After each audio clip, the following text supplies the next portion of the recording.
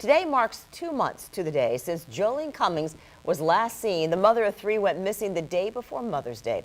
And FBI agents are expected to provide an update tomorrow on their search efforts over the past week at that landfill in Georgia.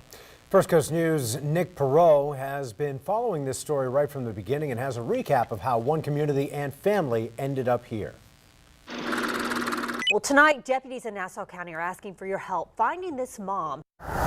May 14th, Joleen Cummings' family announces a missing persons report's been filed after they haven't heard from her following her last shift at Tangle's Hair Salon in Yulee. I want everybody to know that, this is a nightmare. 2 days later, a plea from Joleen's own mother, Ann Johnson. Good afternoon, everyone. The following week, May 22nd, Nassau County Sheriff Bill Leeper announces Cummings' co-worker, who went by Jennifer Seibert, is actually Kimberly Kessler and is in jail and the only suspect in this case. Police say Kessler's on surveillance video, getting out of Cummings' Ford Explorer in a Home Depot parking lot the night Joleen was last seen. That's just miles from their work at Tangle's Hair Salon. Kessler's arrested on grand theft auto charges.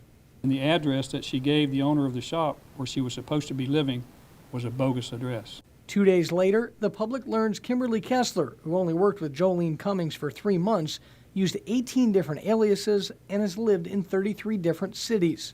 All that in just a matter of weeks. Moving into June with more people curious about her disappearance, search efforts begin. We followed veteran Dan McKinney. Over the next few days, longer searches by total strangers, and eventually the FBI announces a new search effort at the start of July. This is a very tedious and time-consuming operation. Sheriff Bill Leeper and FBI Special Agent in Charge Charles Spencer in Jacksonville tell the public they'll be searching this landfill in southeast Georgia after they say Kimberly Kessler's seen on video, placing a white trash bag and small container into a compactor that ended up here. Well, agents have been working 12-hour shifts to date. They have yet to find anything significant. Again, we're expecting an update on progress tomorrow at noon. Keep it right here for the very latest. Jeff? Thank you very much, Nick.